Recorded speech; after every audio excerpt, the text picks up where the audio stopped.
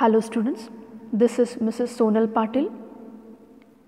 We have already completed the first chapter, Reproduction in Organisms.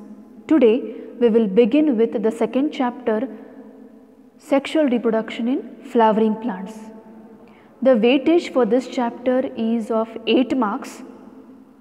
In this chapter, let us understand the morphology, structure and the processes of sexual reproduction in flowering plants. Human beings have had an intimate relationship with flowers since time immemorial.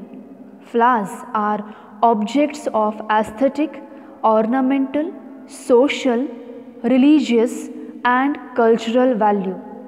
They have always been used as symbols for conveying important feelings such as love, affection, happiness, grief, mourning, etc. To a biologist, flowers are morphological and embryological marvels and the sites of sexual reproduction. To begin with introduction, flowers are most fascinating organs in plants found only in angiosperms, that is, in which seeds are enclosed within fruit. Flowers and their parts are responsible for sexual reproduction in angiosperms, and all flower-bearing plants reproduce sexually. The color, fragrance, modification in shape of flower ensure its sexual reproduction. Fruits and seeds are the end products of sexual reproduction.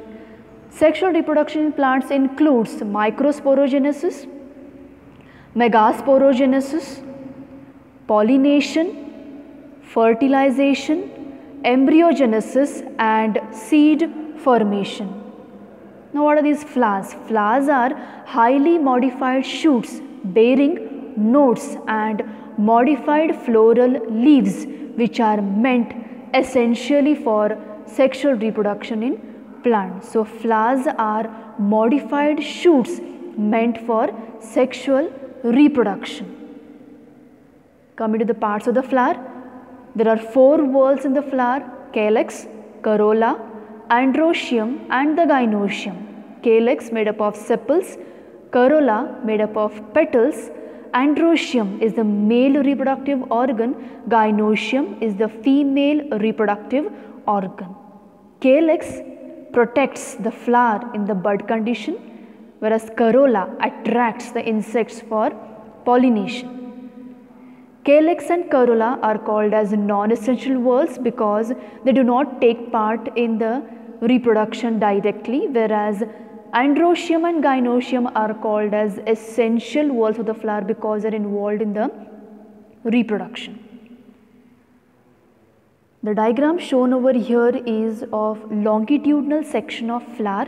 This diagram will be asked in the exam for sketch and label. So you have to draw the diagram along with the labelings showing sepal, petal, stamen showing anther, filament, carpel showing ovary, style and the stigma. So these labelings should be there for the diagram, and the diagram is very important. So it is LS of flower showing all the parts of the flower.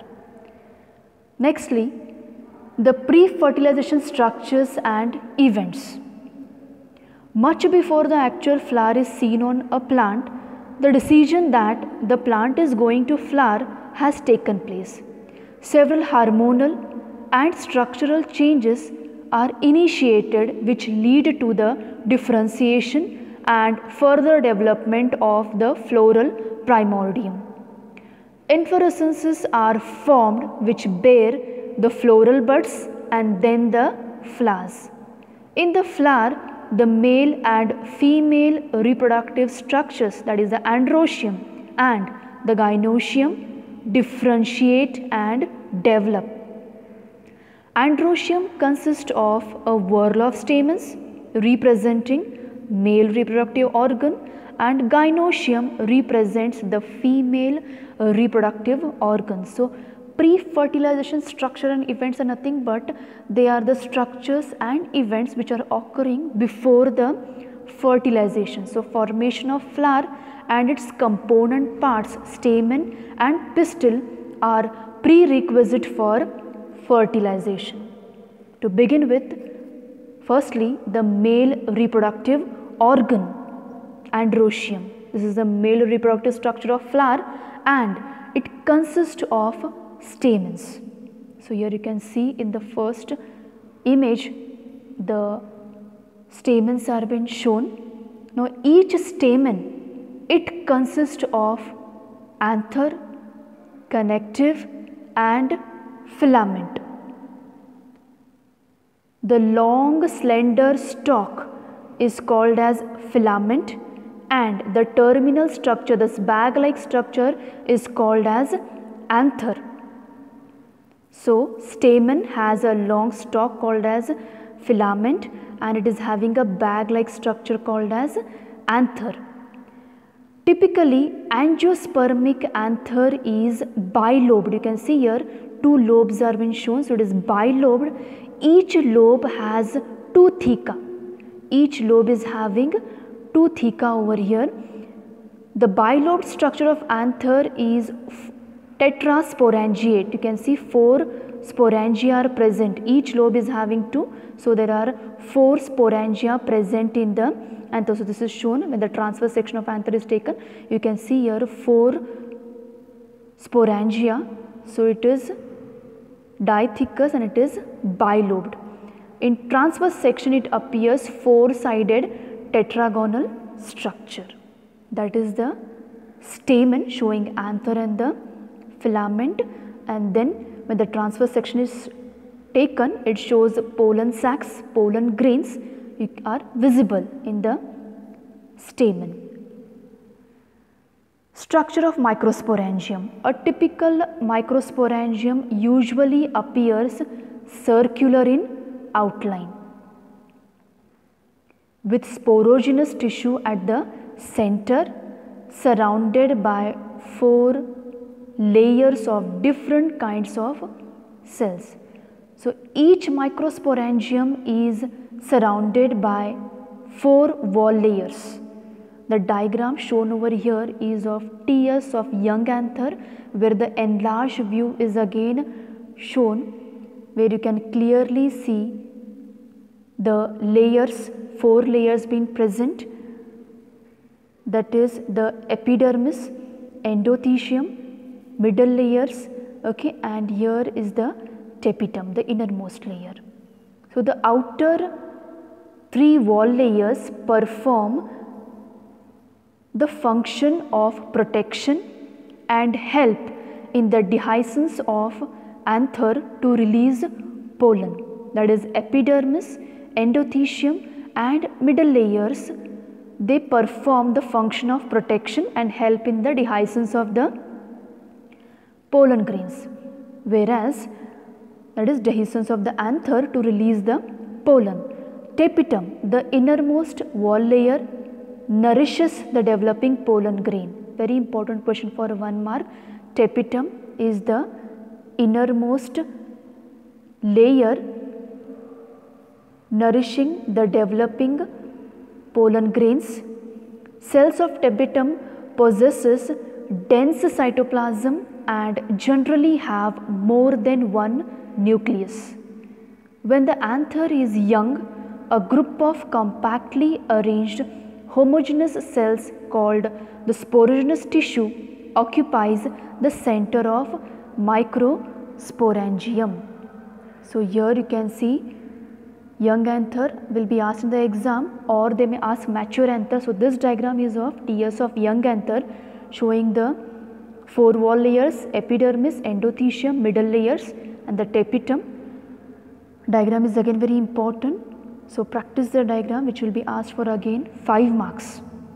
So this is the microsporangium, which appears almost circular in outline and shows 4 wall layers. This is again the same diagram being shown. A is the transverse section of mature anther. B is the enlarged view of 1 microsporangium. Only 1 microsporangium is enlarged and been shown in the diagram B, and the C is a dehisced anther, or it is called as a matured anther. So in exam they may ask the question as sketch and label the young anther or sketch and label the dehisced anther. You have to understand the question and then answer to it. Now both the diagrams are very important, so practice these diagrams. Coming to what is microsporogenesis. The process of formation of microspores from pollen mother cells through meiosis is called as microsporogenesis. So it is nothing but is a process of formation of microspores from pollen mother cells through meiosis. So here we have to study how the pollen grains are formed from pollen mother cells. Each cell of sporogenous tissue serve as microspore mother cell. As I told you, sporogenous tissue is present in the microsporangium earlier. So these cells of the sporogenous tissue will serve as microspore mother cells, or they are called as MMCs. These MMCs undergo meiosis and form microspore tetrad. Microspore tetrad means what? Microspores are arranged in the group of 4. So they are called as what? Microspore tetrad, and they are haploid. As anther mature, microspores of tetrad separate and form from each other. They will separate and develops into pollen grains. So understand, microspores are in the form of tetrad, so they are in the combination of 4. So these microspore tetrad will, or the microspores which are present in the tetrad will separate from each other and develops into pollen grains, and this process is called as a microsporogenesis. Each microsporangium contains numerous pollen grains which are released, and after they are released after the dehiscence of anther wall. So here you can see microspore mother cells undergo meiosis, forms microspore tetrad, then they are transforming into the pollen grains. So again important question, what is microsporogenesis, which is nothing but the formation of microspores from pollen mother cells through meiosis is called as microsporogenesis. Pollen grains, a very important question from exam point of view. Now what are these pollen grains? You might have seen the pollen grains. If you touch the opened anthers of hibiscus or any other flower, you would find deposition of yellowish powdery pollen grains on your fingers. Sprinkle these grains on a drop of water taken on a glass slide and observe under microscope. You will really be amazed at the variety of architecture, size, shapes, color, designs seen on the pollen grains from different species. So pollen grains are nothing but they are the powdery mass, they are granular mass of cells which will represent the male gametophytes. So pollen grain represent the male gametophytes. They are generally spherical, measuring about 25 to 50 micrometer in diameter.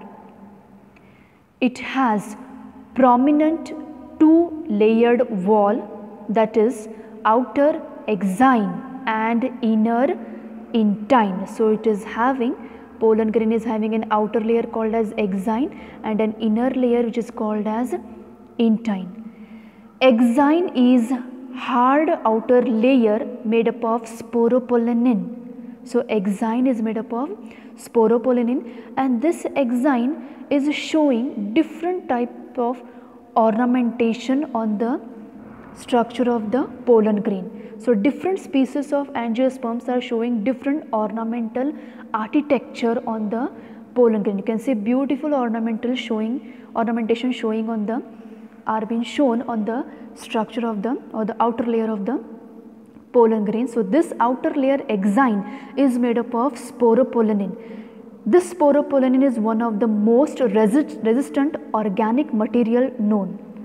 It is resistant to strong acids, to high temperature and also to the alkali.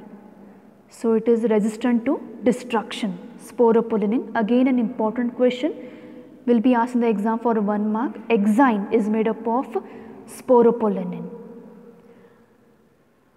Germ pores are the apertures present on exine layer where sporopollenin is absent. So on exine there are some thin layers or the apertures are present where there is no deposition of sporopollenin. Those are called as germ pores, and these germ pores are the structures from where the pollen tube will emerge out. So those are the germ pores, which is shown here in the diagram, the germ pores where there is no deposition of sporopollenin. Coming to the next layer, inner layer called as intine. Intine is thin and continuous inner wall of pollen grain made up of cellulose and pectin. So remember, pollen grains are made up of outer layer exine, inner layer intine, and they have germ pores on the surface of the pollen grain, where exine is made up of sporopollenin, intine is made up of cellulose and pectin. Here you can see different types of pollen grains present in the angiosperms. The photographs have been shown, and then you can see over here the pollen grain been shown. In hibiscus the pollen grains appear, the ornamentation you can see, and in the fourth diagram you can see the pollen grains which are forming the pollen tubes. They are germinating on the stigma. So these are the pollen grains present in different angiosperms, and here are the pollen grains been shown again. Here are the pollen grains present in the hibiscus, and these are the pollen grains forming pollen tubes on the stigma. They have germinated and the tubes are formed on the stigma. The cytoplasm of pollen grain is surrounded by plasma membrane. When pollen grain germinate, intine grows out into pollen tube through germ pore present on exine. As I told you, through the germ pores the pollen tube will emerge out. Mature pollen grain contains two cells, a large nucleated vegetative cell which is irregular in shape with abundant food reserve, and a small spindle shaped generative cell. In most of the angiospermic species, pollen grains are shed at two-celled stage while the others shed them at three-celled stage. So here the pollen grain has been shown in the diagram where the pollen tube has emerged out from the germ pore, and then here are the two male gametes which are released. Okay, has been shown this is the germination of the pollen grain showing the pollen tube. So here pollen grains will divide to form two cells called as vegetative cell, which is a larger one, and generative cell. Pollen grains of many species are the cause of severe allergies and respiratory problems like asthma and bronchitis. Example, Parthenium or carrot grass is a well-known allergen. Pollen grains are rich in nutrients, therefore they are used as food supplements. Athletes and racehorses use these as tablets to enhance performance. Viability period of pollen grains varies from species to species. Like in cereals it is 30 minutes, while in some plants it may be viable for months. Example, Rosaceae, Leguminaceae. Viability of pollen grains can be retained for longer duration by keeping them in liquid nitrogen. So in liquid nitrogen these pollen grains can be preserved and they can be used.